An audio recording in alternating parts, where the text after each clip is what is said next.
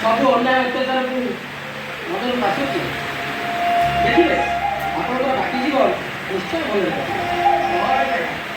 आम फ्रेंड बहुत अपमान बहुत अपमान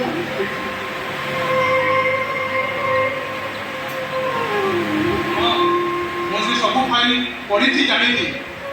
स्त्री जड़े उग्र आधुनिका थे बहुत अयस चलुले प्रत्येक कुआड़े प्रताप को भल पाई विवाह करते कंपानी चाकरी करते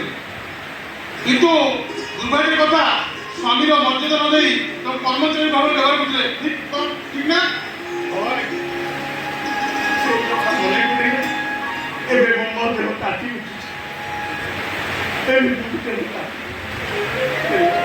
ये महल ऋण खाई आपको जीवन सरी आप जो कौन पिला आप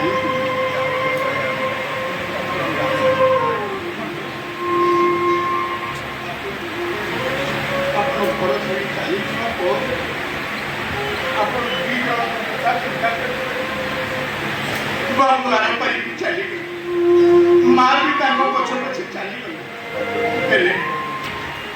मान कथा न कही से राति घर को फेर मद पी माता छी से कथा कह मत धर्म से तार अहंकार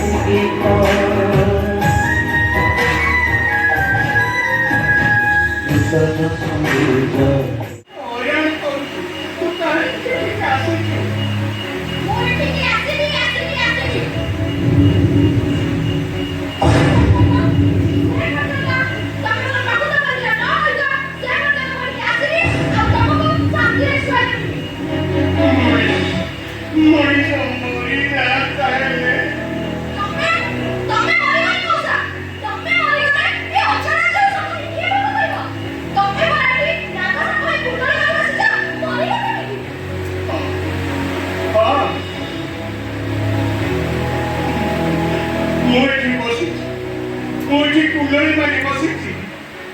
सब धन संपत्ति सब मोर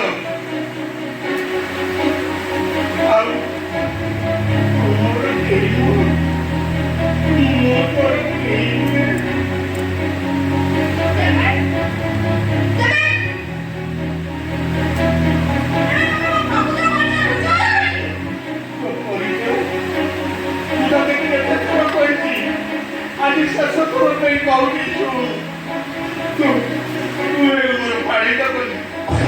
रास्ता कर गोटे बस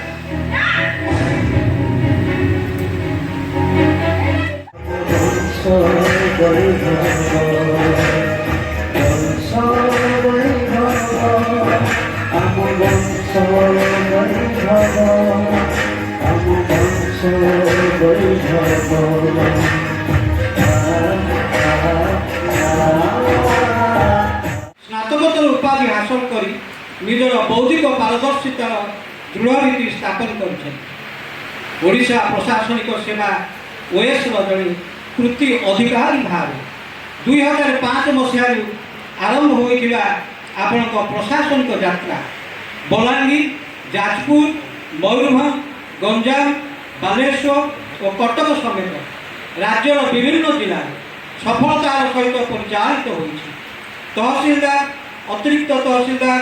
ଭୂମି ଅଧିଗ୍ରହଣ ଅଧିକାରୀ, ଉପଜିଲ୍ଲାପାଳ ଏବଂ ବର୍ତ୍ତମାନ ଅତିରିକ୍ତ ଜିଲ୍ଲାପାଳ ଭାବେ ଆପଣଙ୍କ ଉଲ୍ଲେଖନୀୟ କାର୍ଯ୍ୟଦକ୍ଷତା ଓ ପ୍ରଶାସନିକ ପାରଦର୍ଶିତା ସର୍ବତ୍ର ପ୍ରଶଂସିତ। ଜଣେ ଦକ୍ଷ,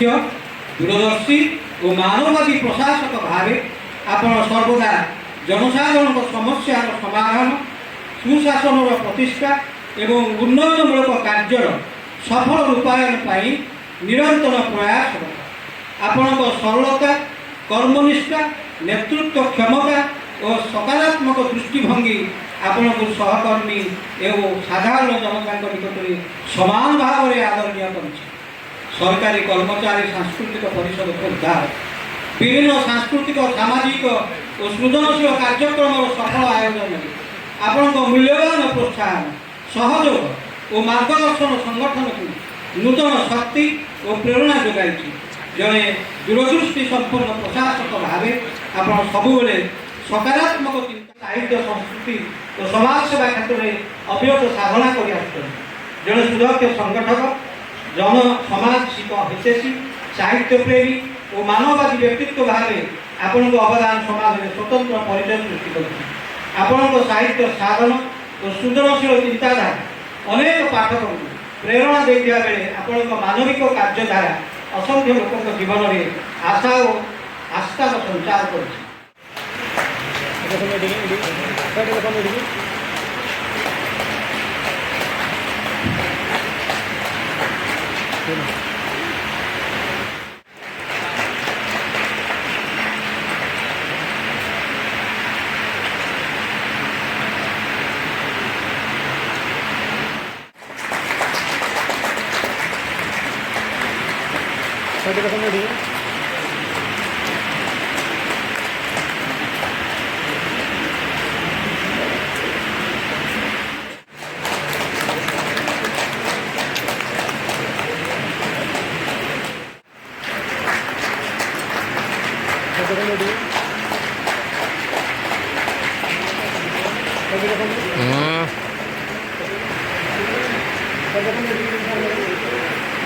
দেখুন